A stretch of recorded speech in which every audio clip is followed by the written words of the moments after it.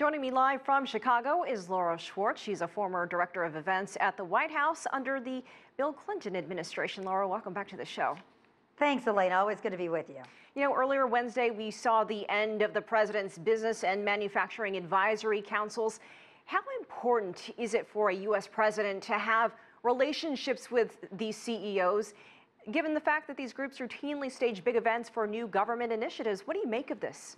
It's extremely important, Elaine, whether it's for window dressing or to actually suggest specific legislation, because companies, when they have a seat at the table, they feel like they can move forward their objectives, whether that be with taxes or initiatives and different moves in innovation and technology. But clearly, they can do a lot more outside of the White House than inside of the White House, because they saw the peeling away of Congress from President Trump this last week. They could not morally stand behind him and sit at that table alongside of him because their consumers can't believe what he's saying. So they're responsible to their consumers, their employees, and their boards.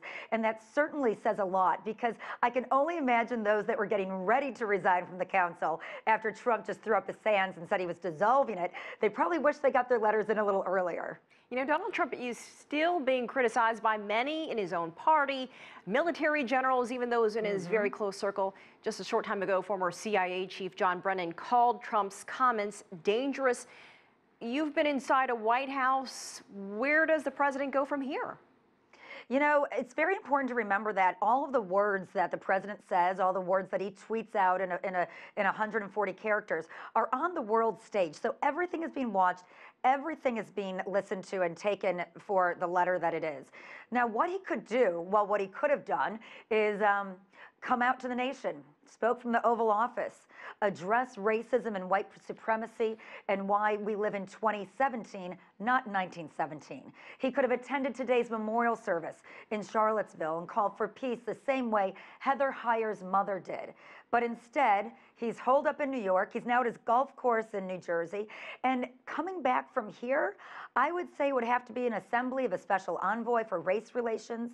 It would have to be maybe a government commission on evaluating the statues, which was, you know, the statue coming down of Robert E. Lee in Charlottesville was a trigger for this. And now we're hearing about all the other statues around the country. So maybe we should take this on to find some sort of revelation of peace. Laura, the Trump administration just named another new White House communications director. We all know that there's been a lot of changeover in his administration in recent weeks, but Hope Hicks had no prior political experience before Trump's campaign. You know what it's like to be working inside the White House from your days in the Clinton administration. Can she turn things around as an outsider?